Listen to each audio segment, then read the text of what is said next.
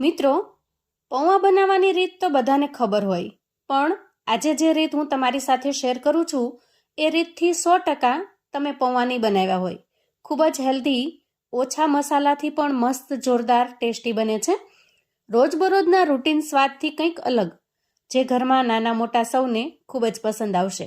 તો ચાલો ઝડપથી રીત જોઈ લઈએ. સૌથી પહેલા આપણે અહીંયા 2 વાટકી જેટલા પૌવા લઈશું. આ પૌવા સામાન્ય રીતે આપણે જે બટેકા પૌવા બનાવવા માટે વાપરતા હોઈએ એ જ પૌવા લેવાના છે.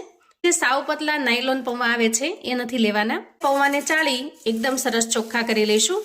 પૌવાને સરસ રીતે ચોખ્ખા કર્યા પછી એને પાણીથી ધોઈ લઈશું. તો અહીંયા ખાસ એ વાતનો ખ્યાલ રાખવાનો છે મિત્રો કે આપણે માત્ર પૌવાને ધોવાના જ છે, એને પલાળીને રાખવાના નથી. આ રીતે એકદમ સરસ રીતે ધોઈ એના અંદરનું બધું જ પાણી દૂર કરી લઈશું.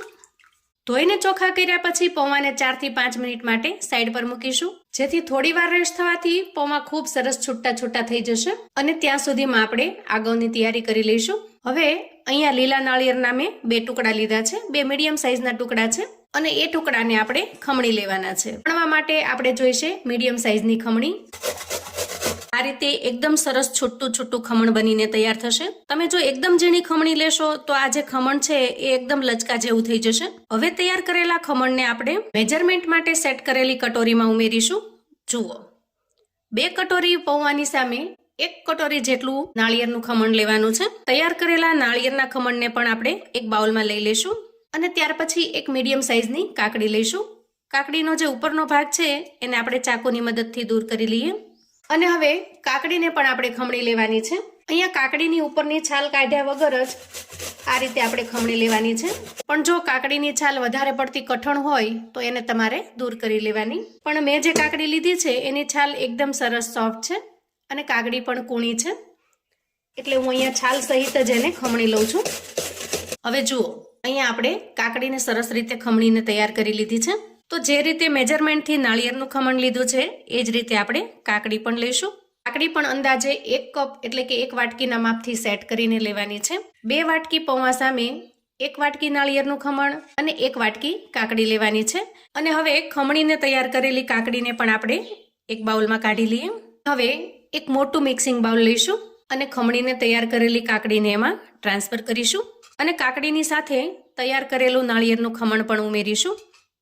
ત્યાર પછી પૌવા જે આપણે પલાળીને તૈયાર કરેલા છે એ પૌવા એકદમ સરસ છૂટા થઈ ગયા છે. તો હવે પૌવાને પણ આપણે એમાં ઉમેરી દઈશું. અને ત્યાર પછી થોડી કોથમીર ઉમેરીશું અને અડધા લીંબુનો રસ ઉમેરીશું. અને હવે હાથની મદદથી એકદમ હળવા હાથે આ બધી જ વસ્તુને આપણે મિક્સ કરી લેવાની છે. લીંબુ ઉમેરવાથી પૌવા એકદમ સરસ છૂટા થઈ જશે અને ટેસ્ટી પણ બનશે. તો જો તમે એકના એક સ્વાદથી કંટાળી ગયા હો તો આ રીતે થોડા અલગ બનાવશો તો ઘરનાને પણ ખૂબ જ પસંદ આવશે. આપણે અહીંયા હાથની મદદથી બધી જ વસ્તુને સરસ રીતે મિક્સ કરી લીધી છે. હવે આમાં મસાલા ક્યારે ઉમેરીશું એ હું તમને આગળ બતાવું છું.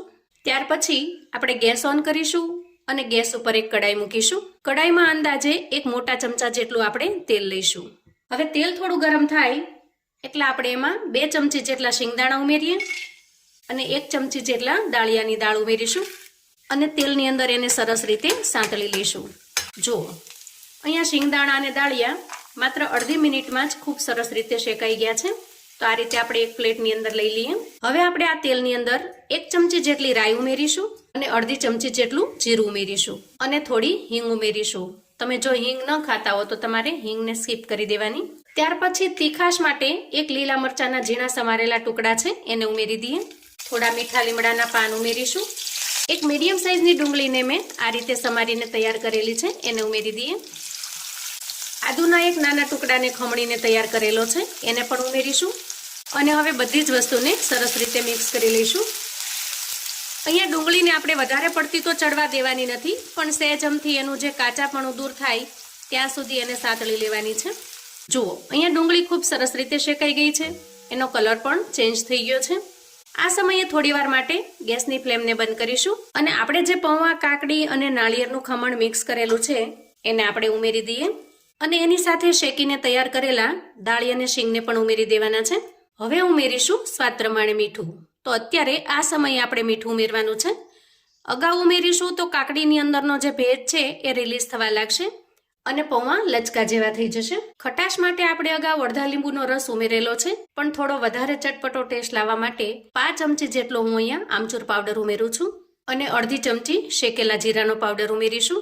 પૌવા હંમેશા ચટપટા ખાટા મીઠા હોય તો જ ટેસ્ટમાં ખાવાની મજા આવે.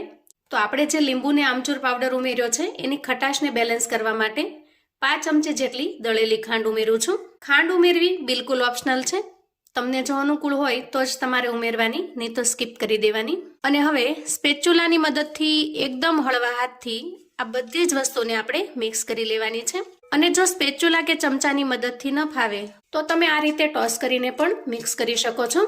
હવે ગેસની ફ્લેમને ઓન કરીશું અને કડાઈને આપણે ગેસ પર મૂકીશું. ઢાંકણ ઢાંકી અંદાજે 1 મિનિટ સુધી એકદમ ધીમી ફ્લેમ ઉપર આપણે થવા દેવાના છે, જેથી ખૂબ સરસ રીતે મિક્સ થઈ જશે અને મસાલા એમાં ભળી જશે. હવે અંદાજે 1 મિનિટ પછી ઢાંકણ ખોલીને ચેક કરીશું. વાહ, એકદમ ટેસ્ટી, ખૂબ જ મજેદાર એવા આપણા દડપે પૌવા બનીને તૈયાર છે. ખરેખર મિત્રો, આ જે પૌવા છે એ મહારાષ્ટ્રના ખૂબ જ ફેમસ પૌવા છે. જેવી રીતે ઇન્દોરમાં ઇન્દોરી પૌવા ખૂબ જ ફેમસ છે, એ જ રીતે મહારાષ્ટ્રની અંદર આ દડપે પૌવા ખૂબ જ ફેમસ છે અને ટેસ્ટમાં ખૂબ જ લાજવાબ બને છે, જેથી લોકોને ખૂબ પસંદ પણ આવે છે. હવે અહીંયા પૌવાનો એકદમ ખૂબ જ મહત્વનો અને લાસ્ટ સ્ટેપ જે બાકી છે એ આપણે કરી લઈએ અને ત્યાર પછી પૌવાને સર્વ કરીશું. તો ફરી ગેસ ઓન કરી ગેસ ઉપર આપણે એક કડાઈ મૂકી છે અને કડાઈની અંદર થોડું અડધા પોણા ગ્લાસ જેટલું આપણે પાણી લેવાનું છે.